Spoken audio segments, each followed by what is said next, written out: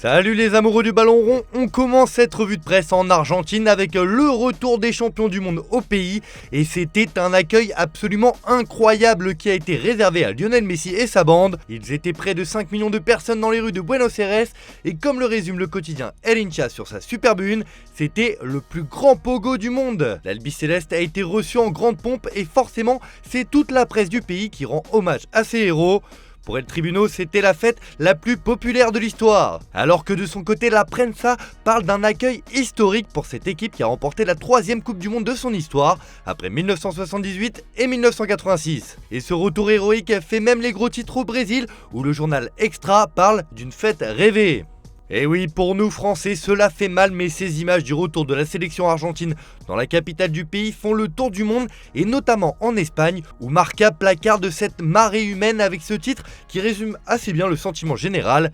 Quelle folie les gars! Le journal madrilène indique également qu'avec tout ce monde, les joueurs ont dû continuer leur célébration en hélicoptère tellement c'était compliqué d'assurer la sécurité de tout le monde. Pour Mundo Deportivo, c'était le délire et le chaos dans les rues de Buenos Aires. En Angleterre aussi, ces images de liesse sont commentées comme sur la une de The Guardian qui évoque un accueil de champion.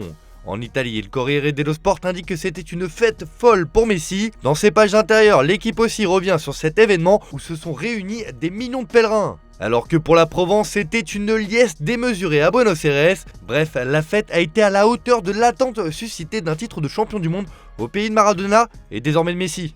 On file en Espagne où le pain quotidien de la Liga est bientôt de retour.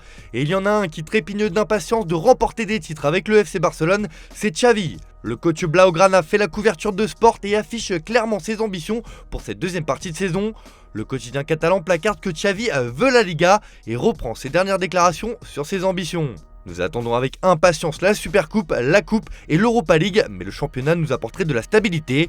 Ansu Fati sera plus important à partir de maintenant. Dans les 6 prochains mois, il doit être la clé. J'ai dit à Matteo Alemany de ne pas trop toucher à l'équipe, que je suis heureux et que c'est un groupe fantastique. Les ambitions sont posées. À Madrid, on a déjà la tête au mercato et Marca nous apprend que les merengues foncent sur Josko Gvardiol, la révélation du mondial, au poste de défenseur central avec la Croatie. Le club étudie les différents scénarios possibles pour le recruter, mais cela sera possible en fonction de l'avenir de Nacho ou encore de Ferland Mendy. Affaire à suivre. En Angleterre, c'est un coup de gueule qui fait la une des tabloïds ce matin, comme on peut le voir sur la une du Daily Mirror. Manchester City et Liverpool appellent au calme pour le prochain match entre les deux équipes demain soir en League Cup. Mettez fin à cette haine, placarde le quotidien. Les deux clubs s'unissent pour envoyer un message aux fans. L'histoire toxique doit cesser maintenant. Le but des deux parties est d'éradiquer le comportement inacceptable qui a gâché les récentes rencontres entre les deux clubs. Car souvenez-vous, lors du dernier match à Anfield en octobre, les fans de City ont été critiqués par Liverpool pour avoir chanté des chansons faisant référence à la catastrophe d'Hillsborough. Pep Guardiola avait affirmé de son côté qu'il avait été touché par une pièce jetée depuis les tribunes d'Anfield et que le bus de l'équipe de City avait subi des dommages alors que l'équipe quittait le stade après une défaite 1-0. Un appel au calme qui fait également la une du Daily Star qui rapporte que c'est une lettre contre la haine, un beau geste de la part des deux clubs qui, on l'espère, sera suivi d'effet par les supporters. On prend la direction de l'Italie maintenant et on va évoquer l'avenir de quelqu'un qu'on connaît bien en France, Zinedine Zidane.